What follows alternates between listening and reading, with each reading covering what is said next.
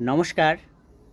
কালকে কর্মযোগ নিয়ে একটা সুন্দর গল্প বলেছিলাম, অনেকেরই ভালো লেগেছে। আজকে সকালে একটা ছোট্ট ভিডিও দিয়েছিলাম, কেউ দেখেননি। যাই হোক, যারা চ্যানেলে নতুন আছেন তাদের বলবো যে চ্যানেলটিতে যে ভিডিওগুলো আছে একটু দেখে আসবেন।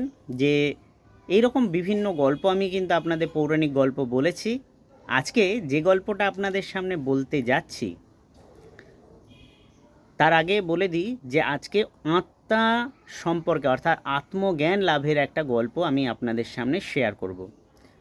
গীতার ২য় অধ্যায়ের ২০ নম্বর শ্লোকে আত্মা সম্পর্কে বলা হয়েছে যে ন জায়তে ম্রিয়তে বা কদাচিন্নায়ং ভূত্তা ভবিতা ন ভূয় অজ শাশ্বতয়ং পুরাণ না হন্যতে হন্যমানে শরীরে।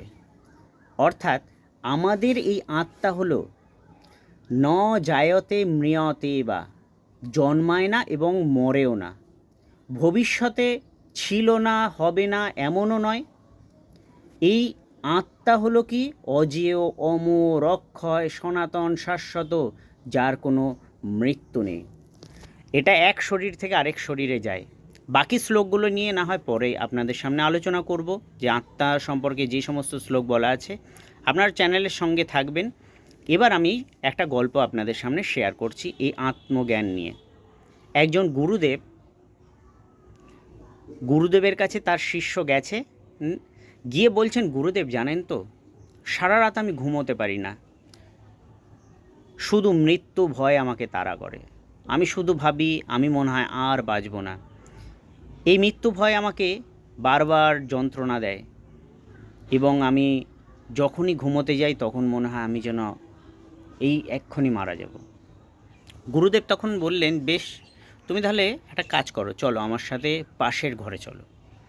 গুরুদেব একটি ঘুটঘুটে অন্ধকার ঘরে নিয়ে গেলেন এবং সেখানে একটা ছোট্ট প্রদীপ জ্বালিয়ে দিলেন ঘরের মধ্যে। প্রদীপ জ্বালানোর সঙ্গে সঙ্গেই ঘর আলোকিত হয়ে গেল। এবার গুরুদেব বলছে, তোমার কি এখন ভয় লাগছে? বলছে, না গুরুদেব, আমার তো কোনো ভয় লাগছে না। গুরুদেব বললেন, বসো। তখন সেই শিষ্যকে বসালেন।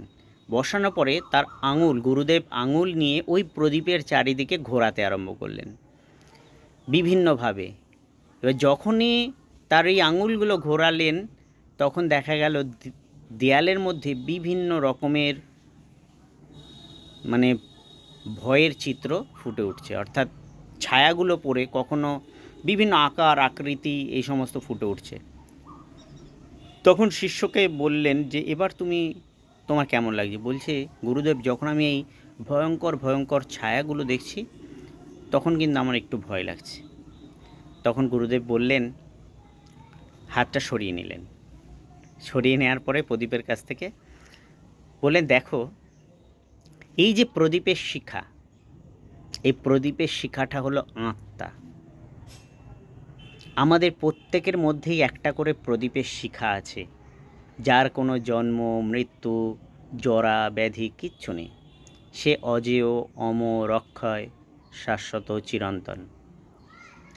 কিন্তু আমাদের এই আঙুলটা হলো দেহ।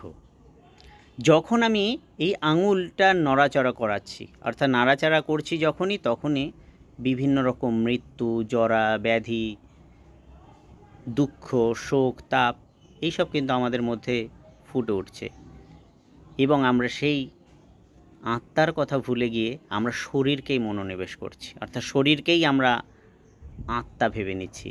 আর তখনই আমাদের দুঃখ বা ভয়, মৃত্যু ভয় আমাদের গ্রাস করছে।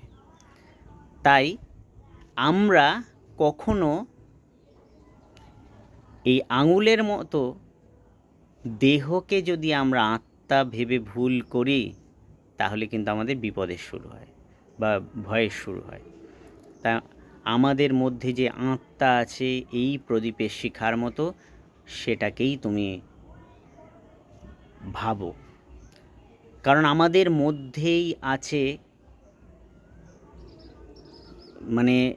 মধ্যেই আছে চিরন্তন শাশ্বত যে আত্মা, তাকে যদি তুমি ভাবো, আত্মজ্ঞান লাভ তোমার হবে এবং তোমার কোনো রকম শোক তাপ কিচ্ছু হবে না। কারণ এই আত্মা এক দেহ থেকে আরেক দেহে প্রবেশ করে মৃত্যুর পরে।